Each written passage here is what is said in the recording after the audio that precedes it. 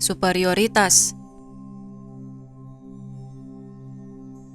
Kita sebagai entitas yang memiliki individualitas sesungguhnya berada dalam ilusi pemisahan. Kita berpikir bahwa sumber cinta dan cahaya yang selama ini menggerakkan alam semesta berada jauh dari diri kita.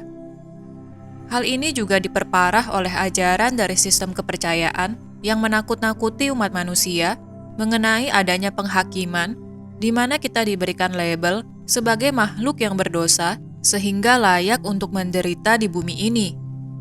Ilusi ini terus-menerus dipertahankan oleh orang-orang yang juga terjebak pada pola berulang di bumi ini, di mana mereka sendiri berada dalam ketakutan juga melupakan koneksi diri mereka dengan Sang Pencipta tertinggi.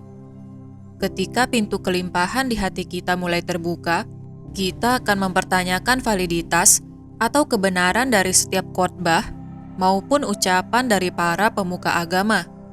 Apakah mereka sendiri telah menyadari cahaya di dalam diri mereka, atau mereka hanya mengulang kitab suci agama mereka yang telah mereka hafalkan, serta interpretasi berdasarkan tingkat kesadaran mereka sendiri? Ketika keraguan ini muncul, bukan berarti kita menjadi orang yang apatis, namun sebaliknya, kita mulai menyadari ilusi pemisahan yang selama ini membuat kita takut akan adanya perubahan serta kematian. Seperti yang kita ketahui bersama, kematian adalah awal dari kelahiran. Begitu pula di mana kelahiran akan selalu diikuti dengan kematian. Begitulah siklus kehidupan, di mana kita akhirnya akan mati untuk terus bertumbuh pada level atau dimensi yang berbeda. Kemudian, bagaimana kita menghapuskan ilusi pemisahan ini ketika kita masih menempati tubuh fisik kita di bumi? Caranya adalah dengan menyadari superioritas. Apakah yang dimaksud dengan superioritas? Superioritas sebenarnya adalah penyakit yang telah lama diidap oleh peradaban umat manusia di bumi kita, di mana kita merasa lebih dibandingkan yang lain. Kita merasa paling baik, paling hebat, paling suci, dan sebagainya.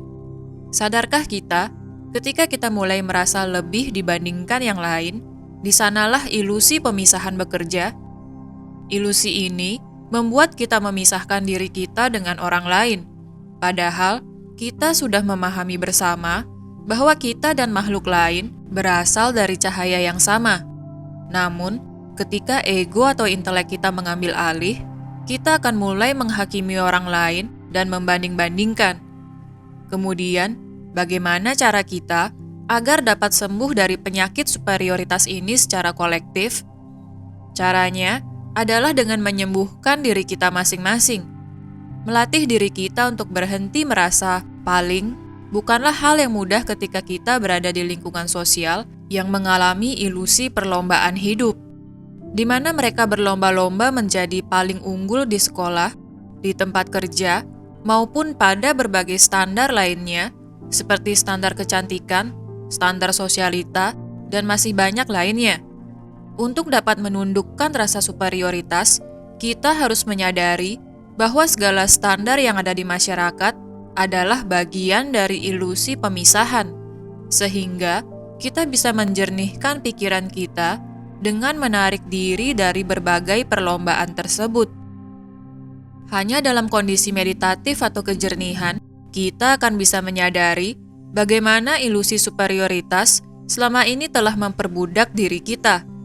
Kita kehilangan diri kita, di mana daripada menggali potensi diri kita malah mengikuti tren atau perkataan orang lain. Hal ini menyebabkan energi diri kita tidak selaras dan akhirnya berakhir membuat pikiran kita kacau. Disinilah perbandingan mulai terjadi, di mana kita ingin terus menjadi yang terbaik atau merasa paling. Berhentilah sejenak untuk menenangkan diri. Tarik nafas dalam-dalam dan hembuskan perlahan. Sadari bahwa kita tidak pernah sendirian dalam petualangan kita di bumi. Sadari bahwa roh pembimbing kita selalu hadir untuk menuntun kita. Kita hanya perlu tenang dan mulai mengatur nafas kita. Ketika kita mampu menenangkan diri dan nyaman berada dalam kesendirian kita, maka kita tidak akan lagi tertarik untuk berpartisipasi dengan berbagai perlombaan yang tengah berlangsung pada bumi 3D. Sehingga, dengan sendirinya, penyakit superioritas akan sembuh dari pikiran atau ego kita. Inilah kesadaran di mana kita mulai terkoneksi kembali dengan semesta.